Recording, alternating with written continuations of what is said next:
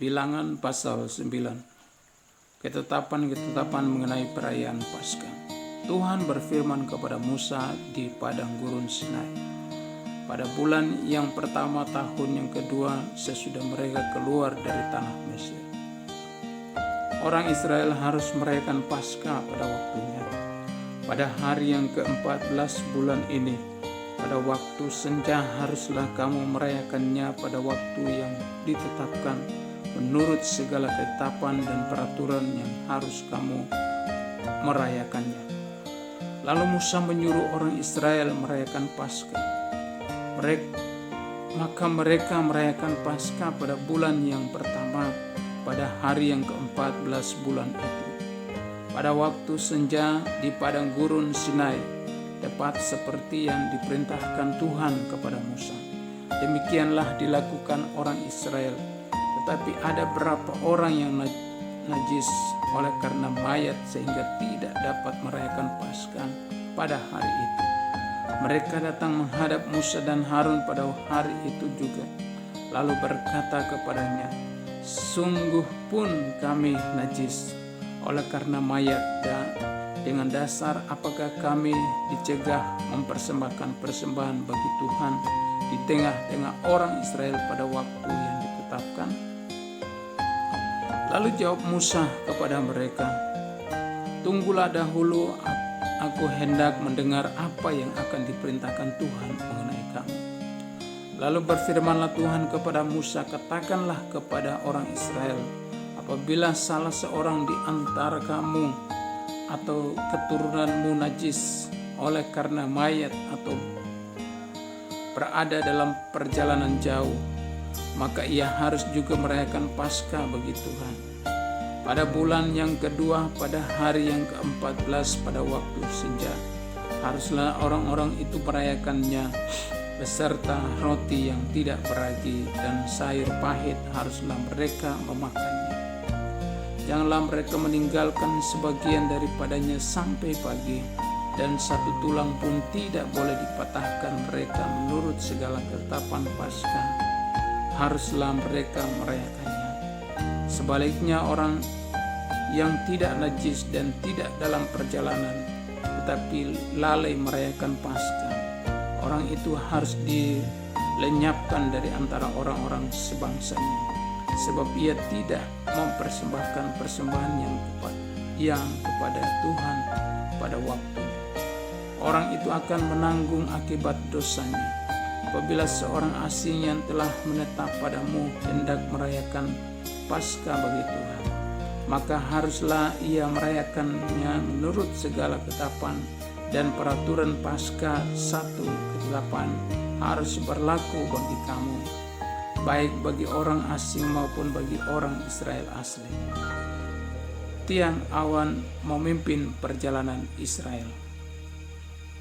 Pada hari didirikan kemah suci, maka awan itu menutupi kemah suci, kemah hukuman Allah. Dan pada waktu malam sampai pagi, awan itu ada di atas kemah suci, kelihatan seperti api. Demikianlah selalu terjadi, awan itu menutupi kemah, dan pada waktu malam kelihatan seperti api. Dan setiap kali awan itu naik dari atas kemah, maka orang Israel pun berangkatlah, dan di tempat awan itu diam, di sanalah orang Israel berkemah.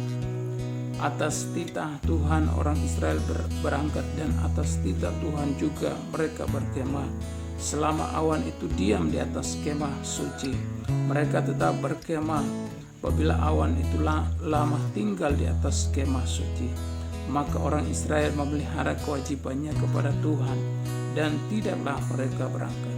Ada kalanya awan itu hanya tinggal beberapa hari di atas kemah suci, maka atas titah Tuhan mereka berkemah, dan atas titah Tuhan juga mereka berangkat. Ada kalanya awan itu tinggal dari petang sampai pagi. Ketika awan itu naik pada waktu pagi, mereka pun berangkatlah, baik pada waktu siang, baik pada waktu malam. Apabila awan itu naik, mereka pun berangkatlah. Berapa lama pun juga awan itu diam di atas kemah suci, baik 2 hari, baik sebulan atau lebih lama, maka orang Israel tetap berkemah dan tidak berangkat. Tetapi apabila awan itu naik, barulah mereka berangkat. Atas titah Tuhan mereka berkemah, dan atas titah Tuhan juga mereka berangkat. Mereka memelihara kewajiban kepada Tuhan menurut titah Tuhan dengan perantaraan Musa. Bilangan pasal 10. Semboyang Nafiri. Tuhan berfirman kepada Musa, buatlah 2 nafiri dari perak tempaan harus kau buat itu, supaya dipergunakan untuk memanggil umat Israel dan untuk menyuruh laskar-laskarnya berangkat. Apabila kedua nafiri itu ditiup, segenap umat itu harus berkumpul kepadamu di depan pintu kemah pertemuan. Jikalau hanya satu saja ditiup, maka para pemimpin, para kepala pasukan Israel harus berkumpul kepadamu. Apabila kamu meniup tanda sembayan, maka haruslah berangkat laskar-laskar yang berkemah di sebelah timur. Apabila kamu meniup tanda semboyan kedua kalinya, maka haruslah berangkat laskar-laskar yang berkemah di sebelah selatan. Jadi tanda semboyan harus ditiup untuk menyuruh mereka berangkat. Tetapi untuk menyuruh jemaah itu berkumpul, kamu harus meniup saja tanpa memberi tanda semboyan. Nafiri-nafiri itu harus ditiup oleh anak-anak imam Harun. Itulah yang harus menjadi ketetapan untuk selama-lamanya bagimu turun-temurun. Dan apabila kamu maju berperang di negerimu, melawan musuh yang menyesakkan kamu harus memberi tanda semboyan dengan nafiri, supaya kamu diingat di hadapan Tuhan Allahmu dan diselamatkan daripada musuh. Juga pada hari-hari kamu bersukaria, pada perayaan-perayaanmu dan pada bulan-bulan barumu, haruslah kamu meniup nafiri itu pada waktu mempersembahkan korban-korban bakaranmu dan korban-korban keselamatanmu. Maksudnya supaya kamu diingat di hadapan Allahmu, akulah Tuhan Allahmu. Berangkat dari Gunung Sinai pada tahun yang kedua, pada bulan yang kedua, pada tanggal 20 bulan itu, naiklah awan itu dari atas kemah suci, tempat hukum Allah. Lalu berangkatlah orang Israel dari padang gurun Sinai menurut aturan keberangkatan mereka. Kemudian diamlah awan itu di padang gurun Paran. Itulah pertama kali mereka berangkat menurut titah Tuhan dengan perantaran Musa. Terdahulu berangkatlah laskar yang di bawah panji-panji Bani Yehuda menurut pasukan mereka. Yang mengepalai laskar itu ialah Nahason bin Aminadab. Yang mengepalai laskar suku Bani Isakar ialah Natanael bin Suar. Yang mengepalai laskar suku Bani Sebulon ialah Eliab bin Helon. Sesudah itu kemah suci dibongkar dan berangkatlah Bani Gerson dan Bani Merari yang mengangkat kemah suci itu. Kemudian berangkatlah laskar yang di bawah panji-panji Ruben menurut pasukan mereka. Yang mengepalai laskar itu ialah Elisur bin Sedeur. Yang mengepalai laskar suku Bani Simeon ialah Selumiel Bani Suri Siadiai. Yang mengepalai laskar suku Bani Gad ialah Eliasaf bin Rehuel. Sesudah itu berangkatlah orang Kehat yang mengangkat barang-barang tempat kudus. Kemah suci sudah dipasang sebelum mereka datang. Kemudian berangkatlah laskar yang di bawah panji-panji Bani Efraim menurut pasukan mereka. Yang mengepalai laskar itu ialah Elisamah bin Amihud. Yang mengepalai laskar suku Bani Manasye ialah Gamaliel bin Pedasur. Yang mengepalai laskar suku Bani Benyamin ialah Abidan bin Gideoni. Sebagai barisan penutup semua laskar itu berangkatlah laskar yang di bawah panji-panji Bani dan menurut pasukan mereka. Yang mengepalai laskar itu ialah Ahiezer bin Amisadai. Yang mengepalai laskar suku Bani Asyir ialah Pagiel bin Okram. Yang mengepalai laskar suku Bani Naftali ialah Ahira bin Enan. Itulah aturan keberangkatan orang Israel menurut pasukan mereka ketika mereka berangkat. Lalu berangkatlah Musa kepada Hobab anak Rehuel, orang Midian, mertua Musa. Kami berangkat ke tempat yang dimaksud Tuhan ketika ia berfirman, Aku akan memberikannya kepada Musa. Sebab itu ikutlah bersama-sama dengan kami, maka kami akan berbuat baik kepadamu, sebab Tuhan telah menjanjikan yang baik tentang Israel. Tetapi jawabnya kepada Musa, Aku tidak ikut, melainkan aku hendak pergi ke negeriku dan kepada sanak saudaraku. Kata Musa, Janganlah kiranya tinggalkan kami, sebab engkaulah yang tahu bagaimana kami berkemah di padang gurun. Maka engkau dapat menjadi penunjuk jalan bagi kami. Jika engkau ikut bersama-sama dengan kami, maka kebaikan yang akan dilakukan Tuhan kepada kami akan kami lakukan juga kepadamu. Lalu berangkatlah mereka dari gunung Tuhan dan berjalan 3 hari perjalanan jauhnya, sedang tabut perjanjian Tuhan berangkat di depan mereka dan berjalan 3 hari perjalanan jauhnya untuk mencari tempat perhentian bagi mereka. Dan awan Tuhan ada di atas mereka pada siang hari apabila mereka berangkat dari tempat perkemahan. Apabila tabut itu berangkat, berkatalah Musa, Bangkitlah Tuhan supaya musuhmu berserak dan orang-orang yang membenci engkau melarikan diri dari hadapanmu. Dan apabila tabut itu berhenti, berkatalah ia, Kembalilah Tuhan kepada umat Israel yang beribu-ribu laksa ini. Bilangan pasal 11. Api Tuhan. Pada suatu kali bangsa itu bersungut-sungut di hadapan Tuhan tentang nasib buruk mereka. Dan ketika Tuhan mendengarnya, bangkitlah murkanya, kemudian menyala api Tuhan di antara mereka dan merajalela di tepi tempat perkemahan. Lalu berteriaklah bangsa itu kepada Musa, dan Musa berdoa kepada Tuhan, maka padamlah api itu. Sebab itu orang menanti tempat itu Taberah, karena telah menyala api Tuhan di antara mereka. Tuhan berjanji memberi daging orang-orang bajingan yang ada di antara mereka kemasukan nafsu rakus. Dan orang Israel pun menangislah pula serta berkata, Siapakah yang akan memberi kita makan daging? Kita teringat kepada ikan yang kita makan di Mesir dengan tidak bayar apa-apa, kepada mentimun dan semangka, bawang pare, bawang merah dan bawang putih. Tetapi sekarang kita kurus kering, tidak ada sesuatu apapun kecuali mana ini saja yang kita lihat.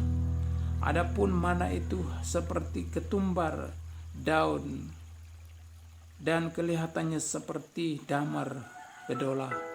Bangsa itu berlari kian kemari untuk memungutnya, lalu menggilingnya dengan batu kilangan atau menumbuknya dalam lumpang. Mereka memasaknya dalam periuk dan membuatnya menjadi roti bundar. Rasanya seperti rasa pangganan yang digoreng. Dan apabila embun turun di tempat perkemahan pada waktu malam, maka turunlah juga mana di situ. Ketika Musa mendengar bangsa itu, yaitu orang-orang dari setiap kaum, menangis di depan pintu kemahnya, bangkitlah murka Tuhan dengan sangat, dan hal itu dipandang jahat oleh Musa. Lalu berkatalah Musa kepada Tuhan, Mengapa perlu kuperlakukan hambamu ini dengan buruk? Dan mengapa aku tidak mendapat kasih karunia di matamu, sehingga engkau membebankan kepadaku tanggung jawab atas seluruh bangsa ini? Akukah yang mengundang seluruh bangsa ini? Atau akukah yang melahirkannya, sehingga engkau berkata kepadaku, pangkulah dia seperti pengasuh memangku anak yang menyusu, berjalan ke tanah yang kau janjikan dengan bersumpah kepada nenek moyangnya. Dari manakah aku mengambil daging untuk diberikan kepada seluruh bangsa ini? Sebab mereka menangis kepadaku dengan berkata, berilah kami daging untuk dimakan. Aku seorang diri tidak dapat memikul tanggung jawab atas seluruh bangsa ini, sebab terlalu berat bagiku. Jika engkau berlaku demikian kepadaku, sebaiknya engkau membunuh aku saja, jika aku mendapat kasih karunia di matamu, supaya aku tidak harus melihat celakaku. Lalu berfirmanlah Tuhan kepada Musa, kumpulkanlah di hadapanku dari antara para tua-tua Israel 70 orang yang kau ketemu menjadi tua-tua bangsa dan pengatur pasukannya. Kemudian bawalah mereka ke kemah pertemuan, supaya mereka berdiri di sana bersama-sama dengan engkau. Maka aku akan turun dan berbicara dengan engkau di sana. Lalu sebagian dari roh yang hinggap padamu itu akan kuambil dan kutaruh atas mereka. Maka mereka bersama-sama dengan engkau akan memikul tanggung jawab atas bangsa itu. Jadi tidak usah lagi engkau seorang diri memikulnya, tapi kepada bangsa itu haruslah kau katakan, kuduskanlah dirimu untuk besok, maka kamu akan makan daging, sebab kamu telah menangis di hadapan Tuhan dengan berkata, siapakah yang akan memberi kamu makan daging? Begitu baik keadaan kita di Mesir, bukan? Tuhan akan memberi kamu daging untuk dimakan.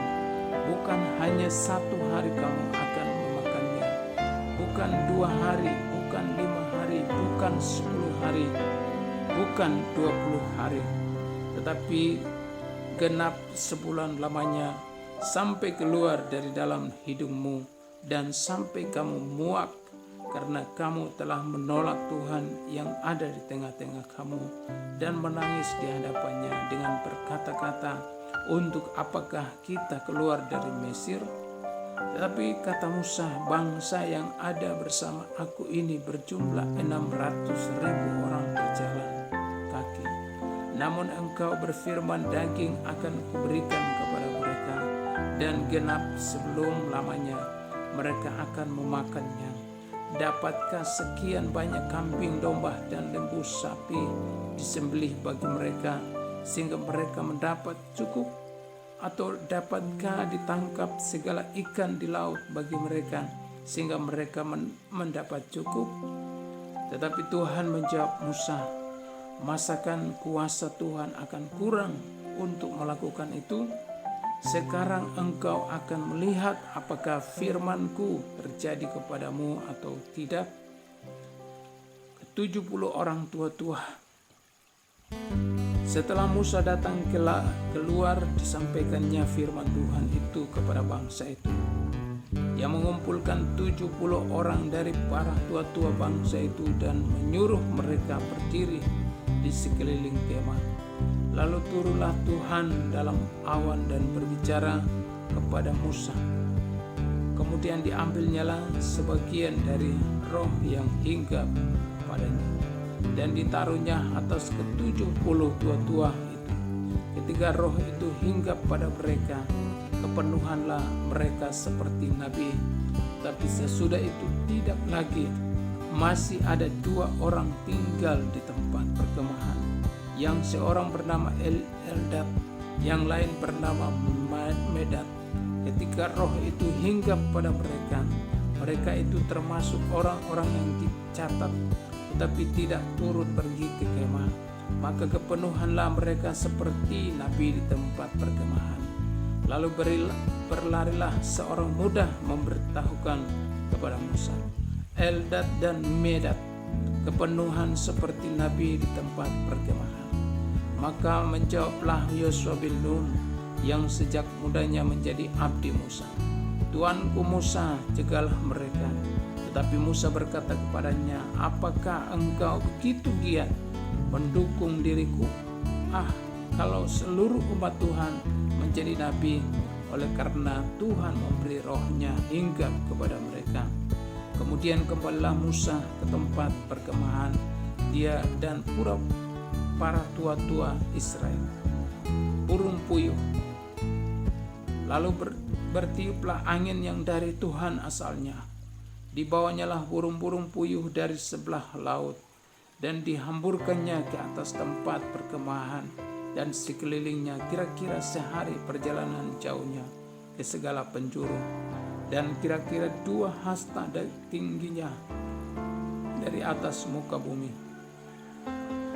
Lalu sepanjang hari dan sepanjang malam itu dan sepanjang hari esoknya bangkitlah bangsa itu mengumpulkan burung-burung puyuh itu, setiap orang sedikitnya mengumpulkan 10 homer.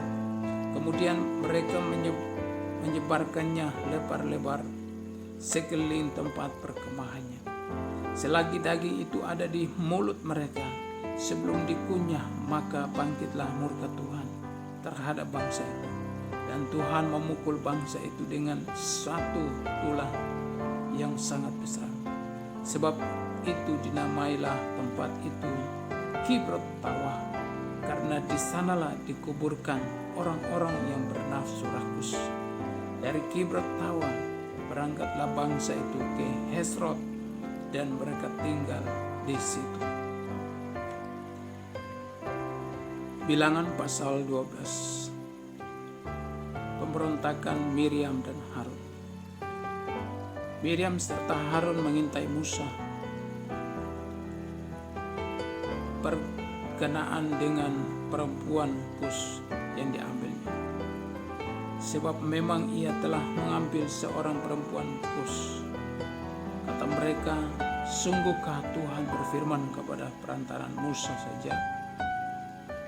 Bukankah dengan perantaran kita juga ia berfirman? Dan kedengaranlah hal itu kepada Tuhan.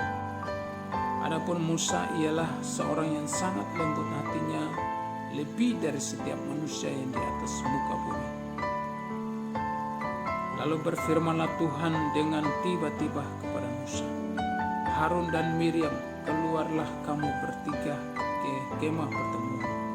Maka seluruh mereka bertiga. Lalu turunlah Tuhan dalam tiang awan dan berdiri di pintu kemah itu. Lalu memanggil Harun dan Miriam, maka tampillah mereka keduanya. Lalu berfirmanlah ia, dengarlah firmanku ini, jika di antara kamu ada seorang nabi, maka aku, Tuhan, menyatakan diriku kepadanya dalam penglihatan. Aku berbicara dengan dia dalam mimpi. Bukan demikian hambaku Musa, seorang yang setia dalam segenap rumahku. Berhadap-hadapan aku berbicara dengan dia, terus terang, bukan dengan teka-teki, dan ia memandang rupa Tuhan. Mengapakah kamu tidak takut mengetahui hambaku Musa? Sebab itu bangkitlah murka Tuhan terhadap mereka. Lalu pergilah ia, dan ketika awan telah naik dari atas kemah, maka tampaklah Miriam kena kusta, putih seperti salju. Ketika Harun berpaling kepada Miriam, maka dilihatnya bahwa dia kena kusta. Lalu kata Harun kepada Musa, Tuanku, janganlah kiranya timpakan kepada kami dosa ini. Kami berbuat dalam kebodohan kami. Janganlah kiranya dibiarkan dia sebagai anak gugur yang pada waktu keluar dari kandungan ibu sudah setengah busuk dagingnya. Lalu berserulah Musa kepadanya, kepada Tuhan, "Ya Allah, sembuhkanlah kiranya dia." Kemudian berfirmanlah Tuhan kepada Musa, "Sekiranya ayahnya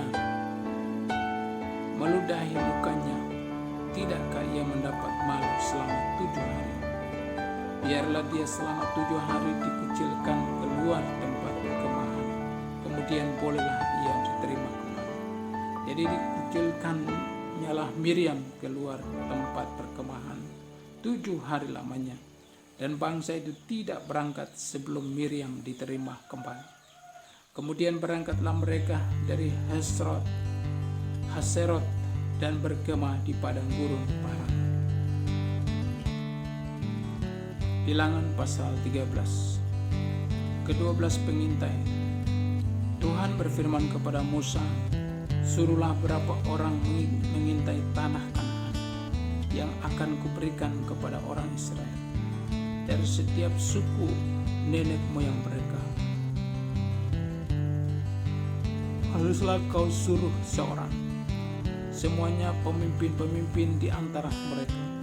Lalu Musa menyuruh mereka dari padang gurun Paran sesuai dengan titah Tuhan. Semua orang itu adalah kepala-kepala di antara orang Israel.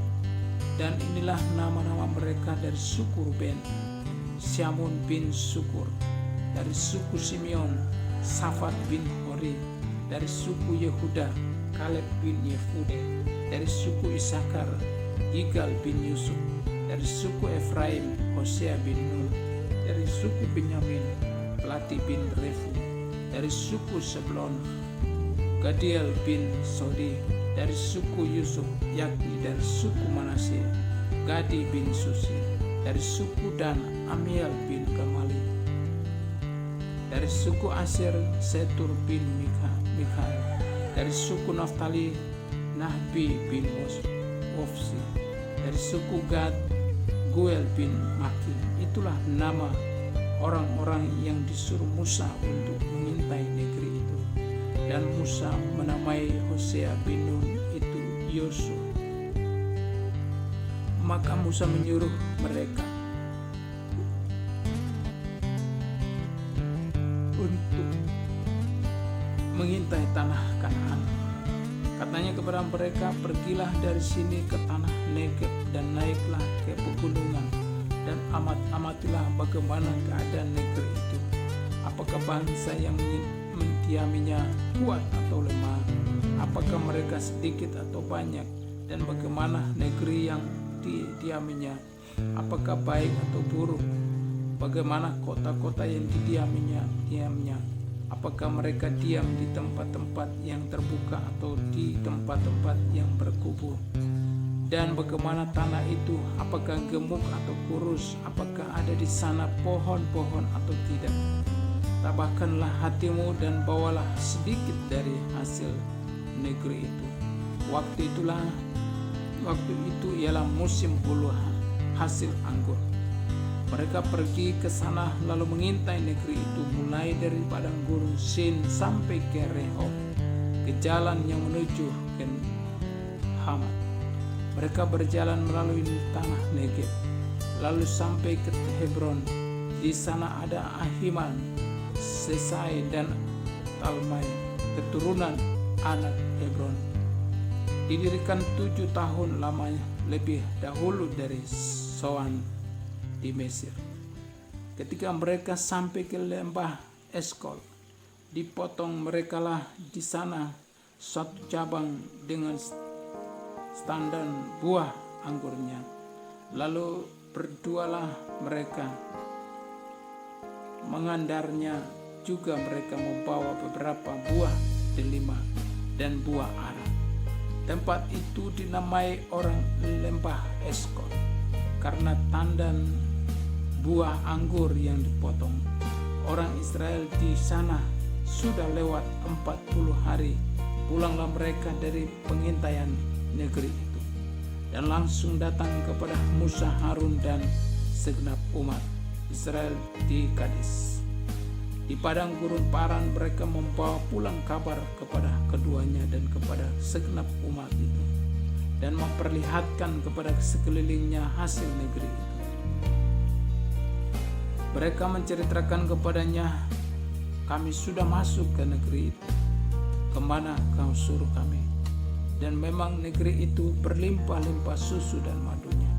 Dan inilah hasilnya, hanya bangsa yang diam di negeri itu kuat-kuat, dan kota-kotanya berkubuh dan sangat besar.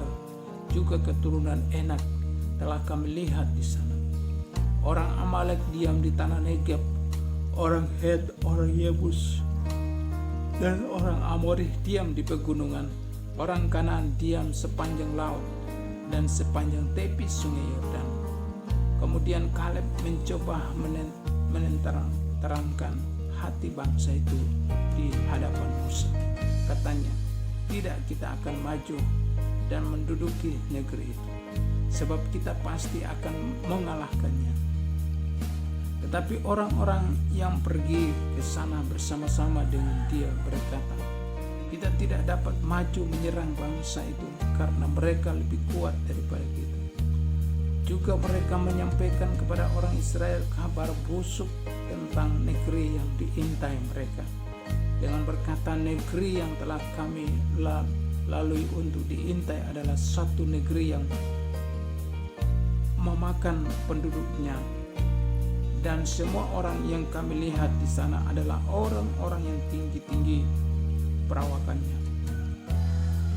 Juga kami lihat di sana orang-orang raksasa, orang-orang Enak yang berasal dari orang-orang raksasa, dan kami lihat diri kami sendiri belalang, dan demikian juga mereka terhadap kami. Amin.